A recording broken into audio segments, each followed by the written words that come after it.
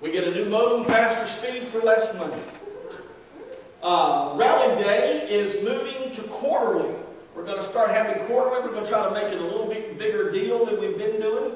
There'll be more music, hopefully special stories and other things even better than we've had before. And Rally Day this next time will be the second Sunday in September, because the first Sunday is Labor Day weekend, and why not fight that issue? But anyway, because it'll be like this on Labor Day weekend. Only the good people will be here. All right. We do need some helpers in the children's department. They are trying to make it where the original plan was to have where everybody had one Sunday a month. It's kind of degraded to that because of people's changing shifts and everything. But we still need you to help. And if you've been asked to help, please tell Kathy Fields yes. And if you have not been asked and you want to help, tell Kathy Fields yes. She'll be glad to take you and put you in the rotation. If you have not decided whether you're going to help the youth department or not on Wednesday nights, I want to encourage you to do that. It's $140 a month to feed the kids on Wednesday night. Now, there's only 5 or 6 of them here this morning, but on Wednesday nights there's 15 to 20, or maybe even more. So we are feeding them, and like I said, Nancy and I prayed about it. God gave us the ability to give more, and so we did that. We gave for the month of August. And it's $35 a week or $140 a month. And what they don't need the groceries. What they need is cash, because that's how we pay for it. It's just, trust me, if you've never done this before, it's easier to organize it if you've got the resources to do it, rather than waiting on somebody to bring it and you don't know if they're going to bring it or whatever. It's going to bring it late. You can't do that. So.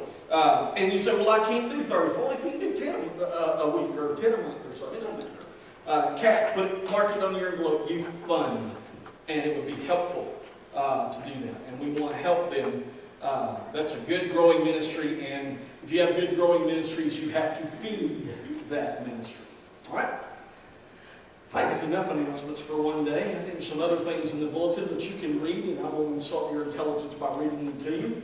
Everybody smile. We have said aloha to July, and it's now August. And we just want you to smile and enjoy the summer. I've got a good light sermon prepared for you this morning with a heavy thought. But it's good. And why don't you, if you can stand up and greet one another.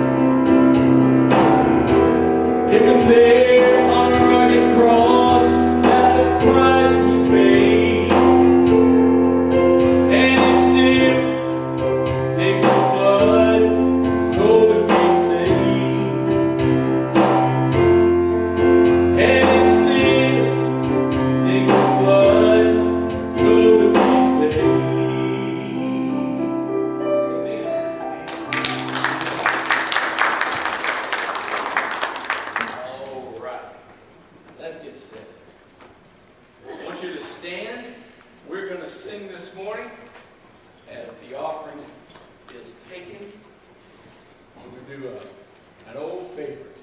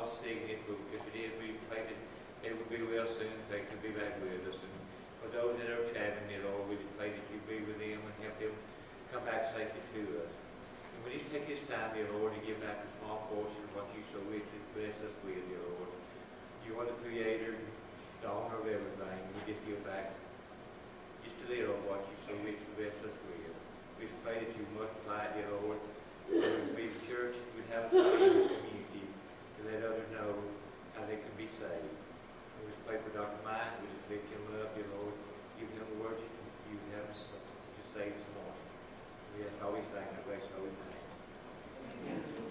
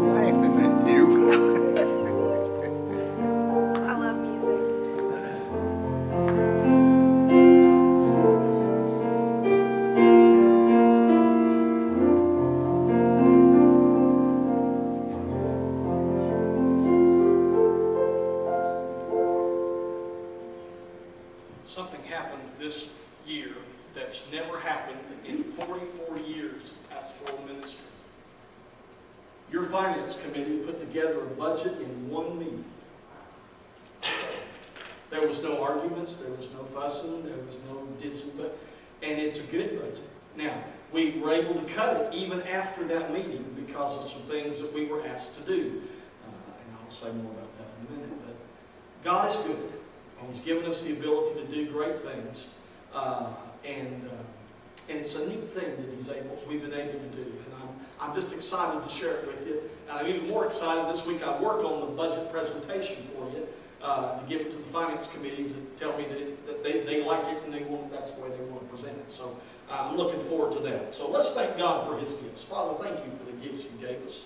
Thank you for the ability to get through things and get them done, and just it's so that we can serve you. We recognize your goodness and your gifts and your faithfulness to us. Take this offering and multiply it, Lord, that it might be what you call it to be and might be what we need to serve you in this place and in this time. In Jesus' name, amen.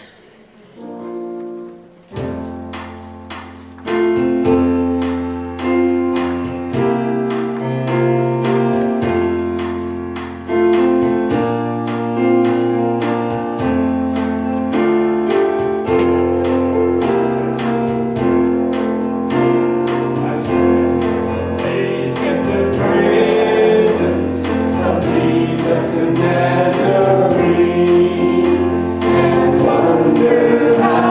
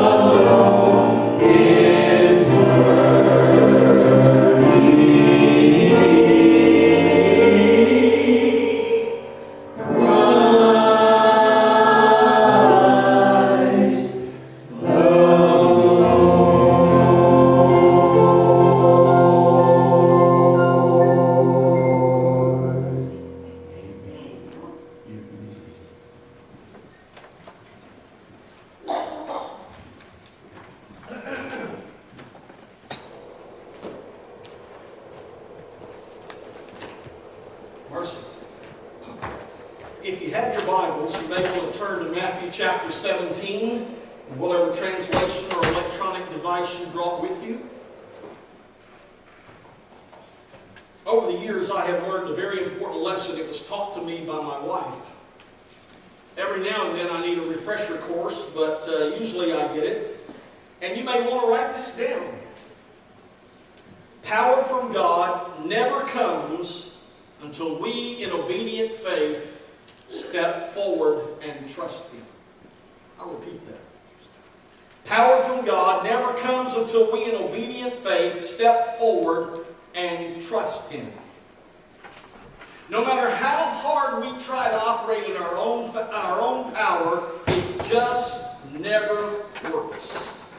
Oh, it may work for a while, it may look good for a while, but it never. James was walking back from the lake, had an old cane pole over his arm and a mess of fish in his left hand, and a gentleman saw him coming and said, "Son, how did you catch those fish?" He said, "Well, I used brown shoelaces."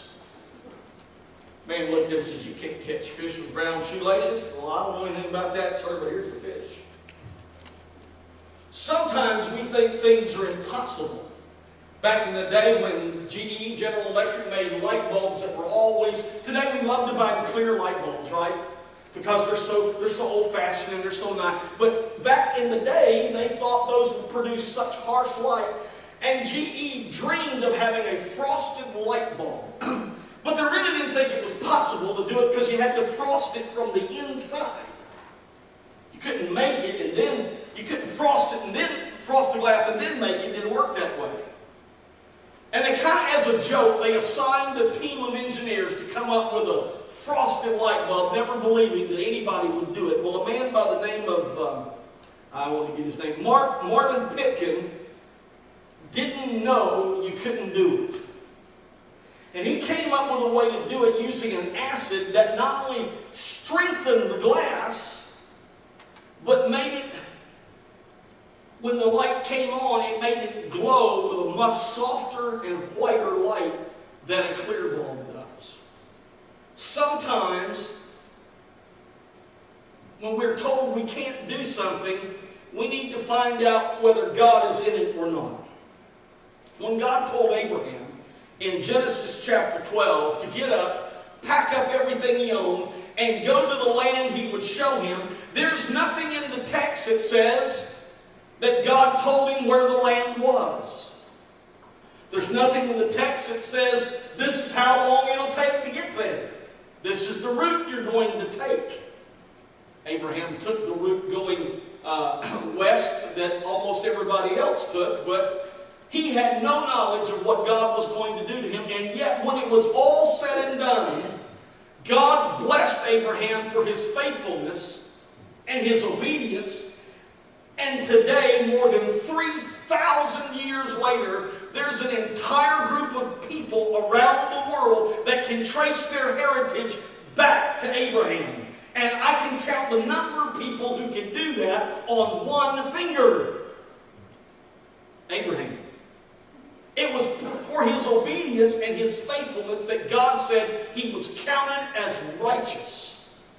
That's in Genesis and confirmed in Hebrews 11 in the New Testament. I want us to read Matthew 17, 24 through 27. And I want you to see three things about this fish story we're going to talk about today. Matthew chapter 17, verses 24 through 27. I'm going to go ahead and stand up. Let's do that in honor of the Word of God. If you're able to do that, stand up. It's not a long text. Won't take us but a minute. When they came to Capernaum, those who collected the double drachma tax, some of your translations may say temple tax. It's the same thing. We'll talk about that in a minute. Approached Peter and said, "Doesn't your teacher pay the double drachma tax?" "Yes," he said. When he went to into the house, Jesus spoke to him first. What do you think? Now, isn't that interesting? Jesus hadn't heard the conversation, but he spoke to Peter first. "Simon, what do you think? Who do earthly kings collect tariffs or taxes from? From their sons or from strangers?" "From strangers," he said. "That's right," Jesus said. "The sons are free. But so we won't offend them, I want you to go to the sea, cast in a fish hook, and take the first fish you catch. When you open its mouth, you will find a coin. Take it and give it to them for both me and you." Maybe see. Somebody name a tax you pay. Sales tax. Yep. Ma'am. Income tax. And we pay it to two places in the state of Georgia, both to the state of Georgia and to the federal government. What other taxes do we pay? Ad valorem. Except what? Ad valorem. Ad valorem. Oh, God, yes. I'm just glad we can borrow it in a loan and pay it out over life, because that killed me to pay it the other way. What did you say, Benny? Federal excise tax, yeah. Medicare tax, that's right. Property tax. Any other taxes? What'd you say, Amos? Property tax. Okay, you were agreeing with me, yes. You know, the funniest thing that ever happened to me, I can't remember which one it was, because I was working at the time right on the border between Washington and Oregon.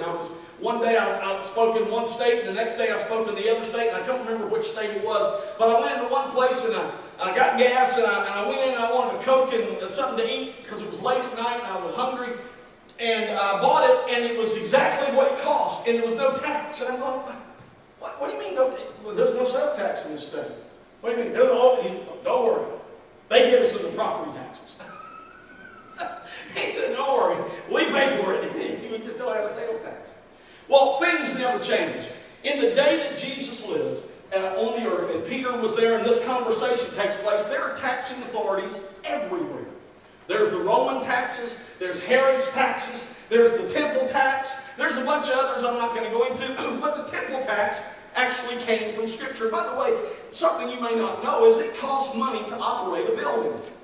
You're going to have a building and maintain it. You've got to spend money on it to maintain it. For instance, there's a couple of things that our building needs, and our building can be, hopefully in the new year, is going to be talking about those things. We're going to move along with that stuff and try to get it going, because if you don't maintain it, what happens?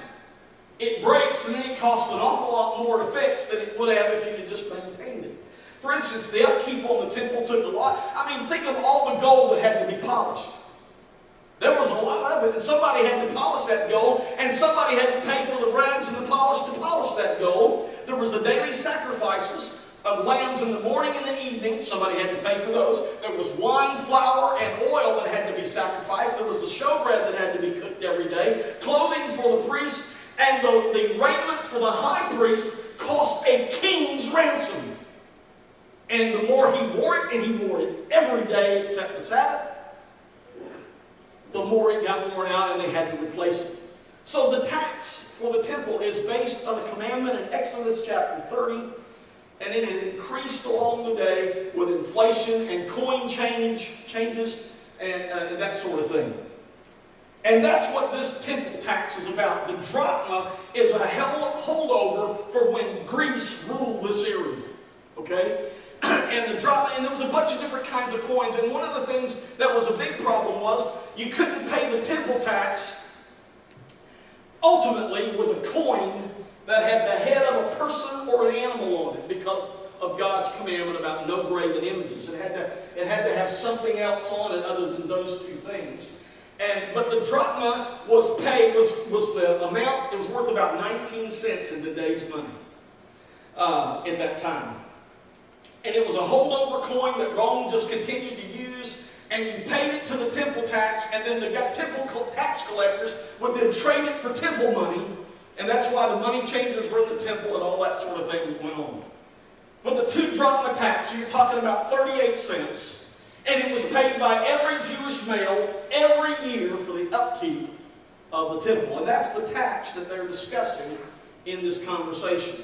Now, I don't know why Jesus didn't pay it. I'm sure he paid it every other year. But for some reason, that year in the city of Capernaum, which was Peter's hometown, which was their base of operations while they were in Galilee, Jesus didn't pay it. Now, I want you to notice something about the tax collectors. They didn't come and ask Jesus. Cowards. Why did they go ask Jesus? No, they go to Peter. Well, Peter, they known Peter all their lives. They may not have known Jesus. Peter was from Capernaum. They go to Peter and say, doesn't your teacher pay the temple tax? Peter thought back and said, well, yeah, usually he does. So he goes in to see Jesus, and I love this conversation. He goes in, and before Peter can ever ask him, Jesus begins with a question. What a teacher. What do you think, Peter? Don't you like that? What do you think, Peter? Who does the king collect taxes and tariffs from? His sons or the strangers in his kingdom? Well, the strangers. Well, that's right. Jesus said, the son is free. Therefore, I'm exempt because I'm the son of the guy who's worshipped in the temple. I'm free. But so we don't offend everybody, I want you to go fishing. I want you to go to the Sea of Galilee. I want you to take one hook, and I want you to take one line, and I want you to cast it into the water, and you're going to catch a fish. When you catch that fish, when you get it out of the water, get the hook out of his mouth, you open his mouth, and you're going to find a coin in there, and it's going to be worth 4 drachmas, and I want you to take it and pay the tax for both you and me. Now I want you to think of the astronomical odds against Peter catching that one fish. The Sea of Galilee, or sometimes Lake Tiberias, is a freshwater lake. It's the largest in the Middle East. It is 33 miles in circumference. It's 141 feet deep at its deepest in the center of the lake. The Jordan River flows into it from the north and flows out of it from the south. It is filled with fish. There are fish that swim in that lake who still swim there, that swim in no other lake anywhere in the world. Personally, I'm convinced God likes things like that, to demonstrate that He is God. You know, I said a moment ago that power comes from God when we step out on faith. You need to know that God doesn't need your faith. He can operate quite well without it. Okay? And sometimes God does do that to demonstrate that He can. But the rule of thumb is, when God asks you to do something, He doesn't grant you the ability or the power until you trust Him and step out on faith and do what He's told us to do. When God calls us to step out on faith, it really boils down to whether we trust Him or we don't. Doesn't it? Really all boils down to that. And that brings me to the second point, and I want to tell you another fish story. I told you I was going to tell you 3 today, if you paid attention yesterday on Facebook. This is a true story, and it's not a biblical story, although it has biblical ramifications. Back in 1980, probably 83 or so, there was a man who pastored a church in Lolita, Texas. Now, think Lula, only smaller. Okay? You've been to Lula. you've been to a town just slightly larger than Lolita.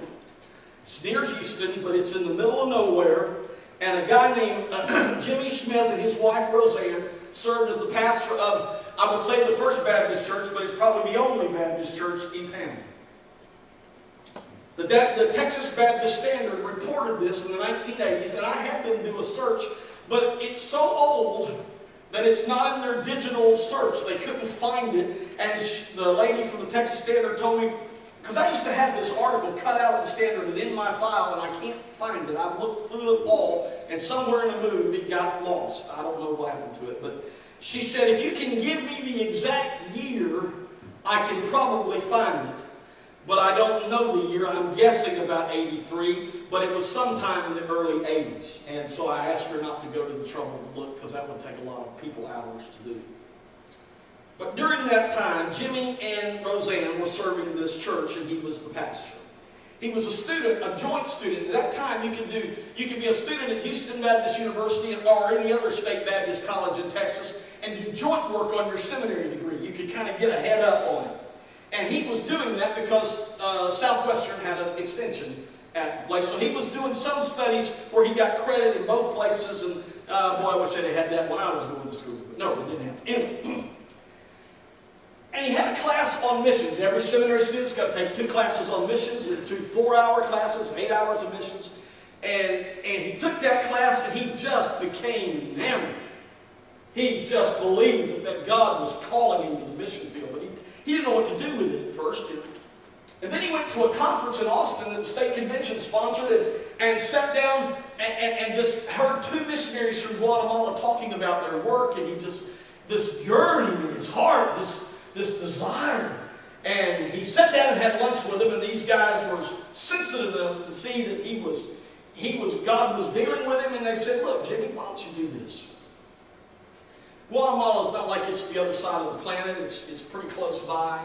Why don't you and your wife come down for a short-term trip, maybe a week or 2, and spend a week or 2 with us. We'll put you to work. We'll show you around. We'll show you what we're doing. And maybe God will demonstrate to you that's exactly where He wants you to be.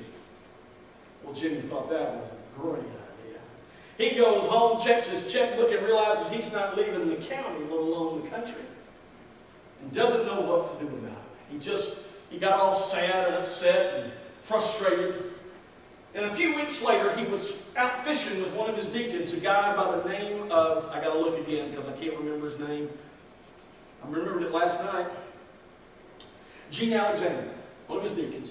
And I got to tell you, normally a pastor in a church that's serving doesn't tell his church that he's thinking about going to the mission field, because that usually will cause the church to say, well, what are you sticking around here for? Get out.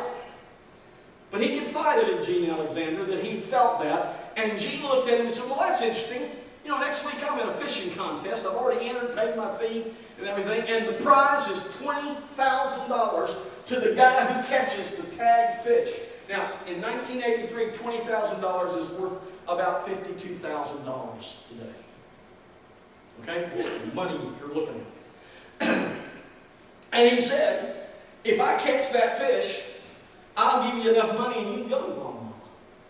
And he said, if you do, I'll go.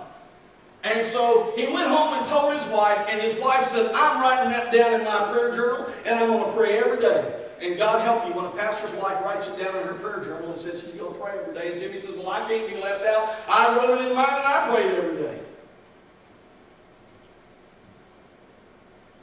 The chances of catching that fish, according to the insurance company that sold the policy to 3 businessmen sponsoring the contest, they took into account the size of the lake, the depth of the lake, the approximate number of fish estimated by the Fish and Wildlife Service of the state of Texas, of how many fish were in the lake, the number of contestants. And they estimated that it was 6.8 billion to 1 that anybody would catch that fish. You need to know how much God loves odds like that. The contest began at 5 o'clock. The fish was released just before midnight the night before. Gene Alexander caught that fish, the very first fish he pulled out of the lake, but it was dark and he didn't see it. He didn't see the tag. He put it in his bucket. went on fishing. When it got to be daylight, he caught another fish, and he put that fish in the bucket. The sun shone down there and flashed on that tag. When he presented the tag to the people, the contest leaders, they said, "Oh no, oh no, no, no, no, no, no, no, no, no." The insurance company went ballistic. They sent people down. Polygraph tests were taken for the sheriff's deputy that ran security, for the people, everybody. And finally, the insurance company had no other choice other than to pay the $20,000. And Gene Alexander gave $5,000 of it to his pastor and sent him to Guatemala. He and his wife Roseanne went to Guatemala and decided when they were down there that was home. They had found where they were supposed to be. And they began to take Spanish classes ahead of time. Now, it didn't take $5,000 to go to Guatemala. It only cost about $1,600 to go to Guatemala and come back. The rest of the money, he decided he needed to finish seminary quickly. He didn't need to be pastoring and going to seminary and doing... So he finished his college degree by this time, and he moved his family to Fort Worth, Texas. They used the money to do that, enrolled in seminary, paid for 2 semesters of tuition. Back then you could go pretty easy. And first month's rent on the apartment they were going to live in and all this kind of thing. Take care of all of that. He finished his degree in 2 semesters, and within a month after he finished his degree, the Foreign Mission Board appointed him as a missionary to Guatemala, and since they already knew how to speak Spanish fluently, they got to bypass language school and go straight to the field. Should you doubt my story? That fish hangs, stuffed, tag attached, over the fireplace in Gene Alexander's den, just in case you doubt that story. I'm convinced that God likes odds like that to prove that He is God. So how do we receive? That's the third point. How do we receive the power of God? There are no hidden tricks.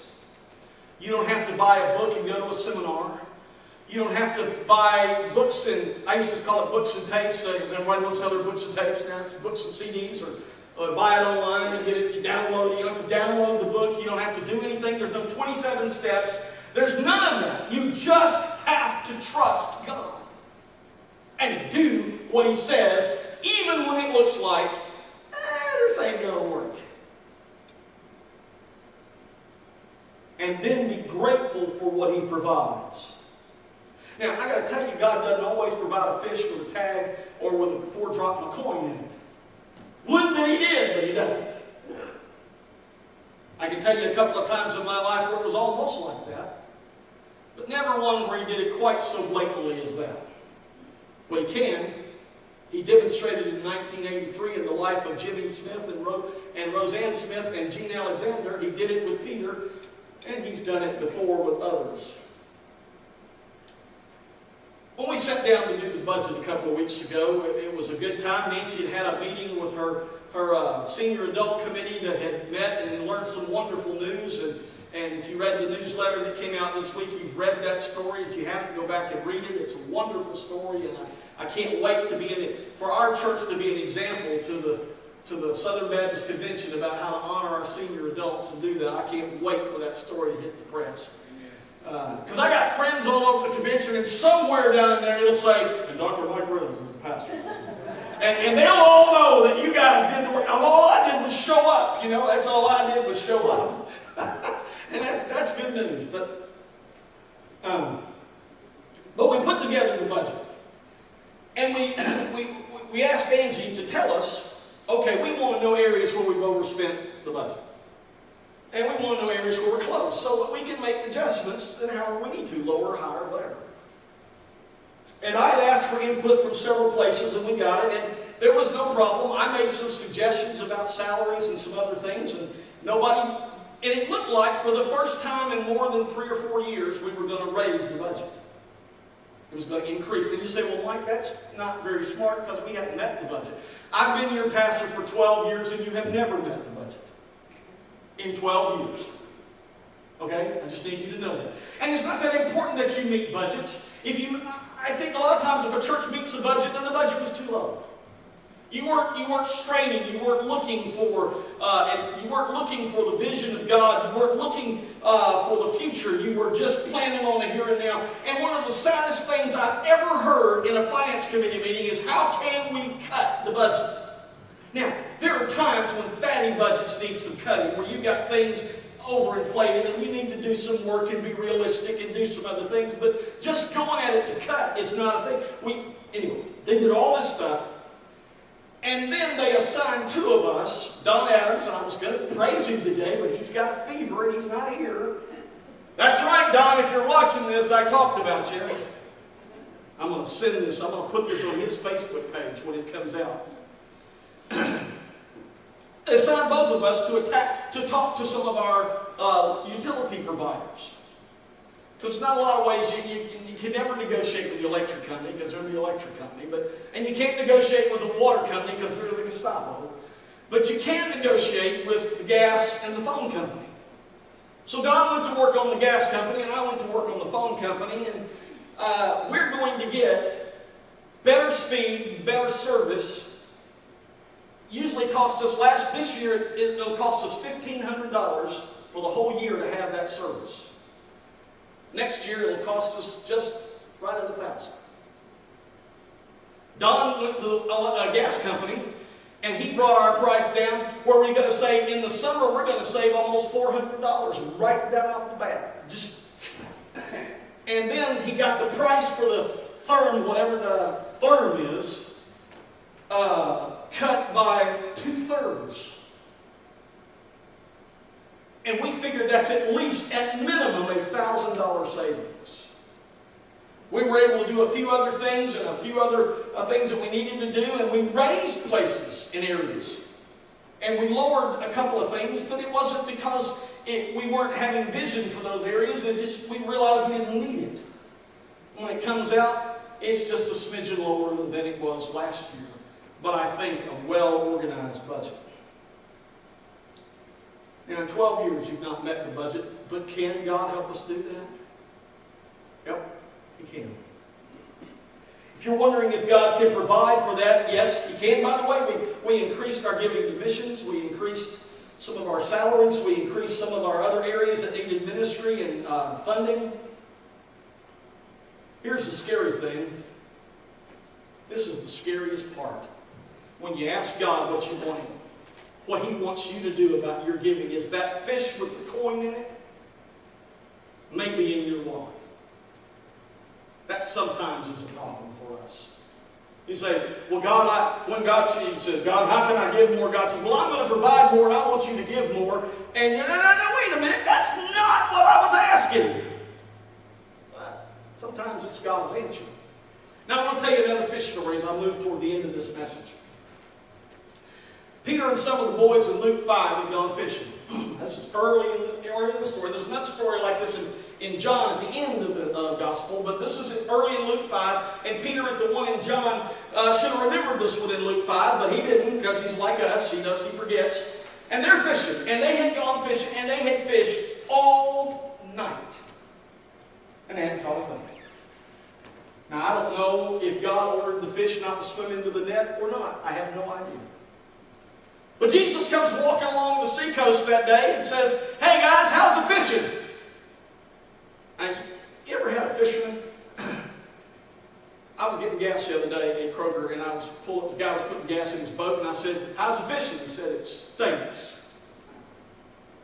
He said, but it beats working every day of the week. It's the bad side and the good side, right? Well, if you've ever been a fisherman, you ask them how the fishing is, and they fished all night and hadn't caught anything, you're going to get a lot of grumbling. I chose the wrong bait, or I got this, or they're not biting. I don't know what's wrong. I was the wrong spot. I need to know a better spot. And they go on and on and on. Right? Fishermen out here, yeah, that's right. Okay. Said, Lord, we hadn't caught a thing.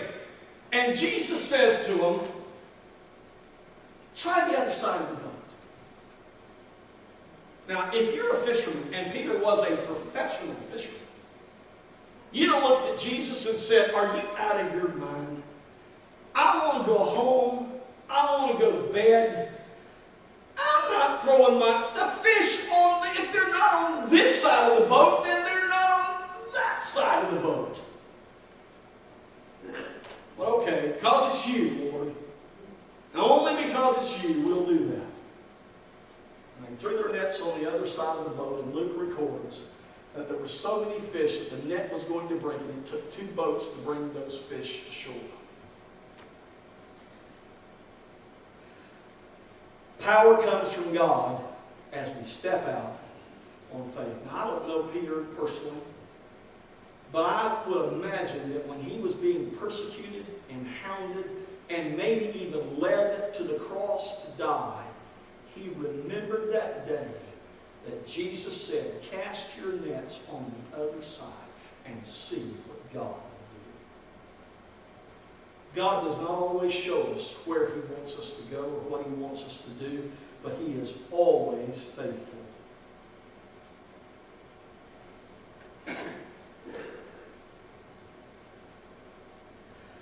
You know, Peter, when he came to Jesus about the temple tax, Jesus could have looked at him and said, well, Peter, I don't know what to tell you. We haven't had the offering given to us yet for that. We're kind of low on offerings, and I guess they're just going to have to cut the budget this year at the temple. God didn't tell Abram, when you get to the promised land, the land I'm going to show you, there's going to be a budget shortfall. We may look at our checkbook and say, there's no way we can do that. We can, you know, one of the things we need at this church really, now you say, well, you sold your van because the van we had was unusable. We need a vehicle we can use. We really do.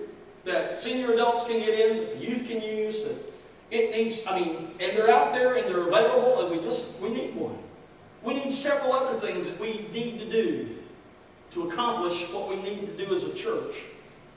But we can say we can't pay for that, we can't give any more money to support that, we can't help the kids have their dinners on Wednesday nights, we can't give to those new programs, we can't. Now, I'm not talking ever about being irresponsible. I'm talking about trusting God even when you cannot see what the balance is, or even when you can.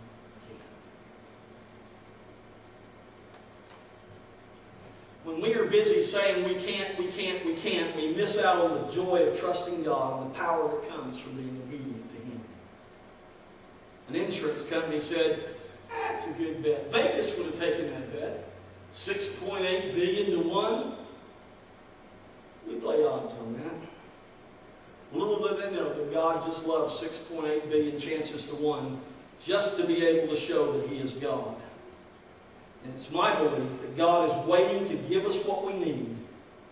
There may be fish out there with just what we need as individuals or as a church, or there may be a whole lake full of them. God is standing ready to bless us beyond our imagination. But most often I found Baptists wandering around saying, Lord, we fished all night and we caught nothing.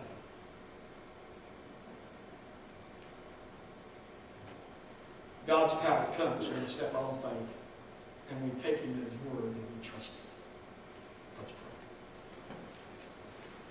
Father, You are a magnificent God. In heaven, You sit surrounded by the angels of glory. You sit surrounded by the ones who praise Your name, by the saints that have gone before us. And You can see every tomorrow. And You know what You want to do in the life of Your church. But Lord, You sometimes say to us, I want to do that, but I want to do it through You so that the people will know out there to whom You belong and who I am.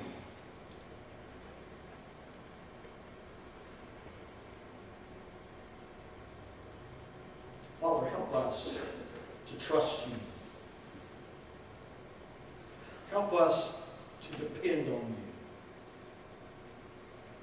Help us to always know that You are faithful to us.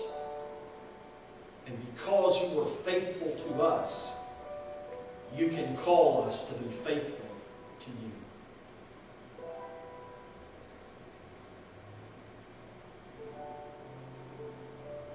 This is our prayer, Lord, in the name of Jesus. The one who was and is to come.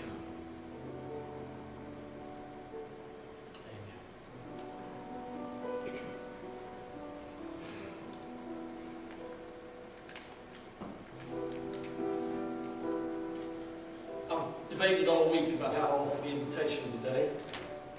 And here's how I'm going to do this. The blessings of God start with knowing Christ as Savior. That's where it starts. There isn't any before that. And so if you want to know Jesus today and know the blessings of God, and you don't know Him as Savior, I want to invite you to do that. You say, well, I don't know how. That's okay. He's my best friend, and I'll be glad to introduce you to him. He wants to meet you. He really does.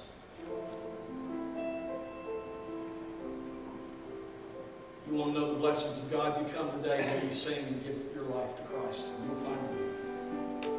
If you're looking for a church home, this is the place where God wants you. But more than anything else, today, I'm asking you that during this time of invitation, use it as a time to tell God you will trust Him.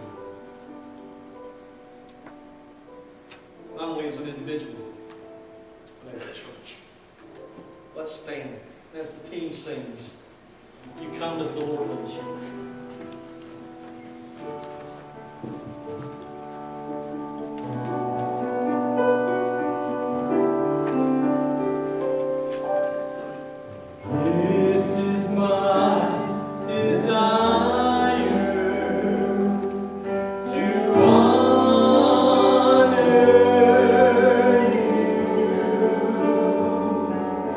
Lord, with all my heart.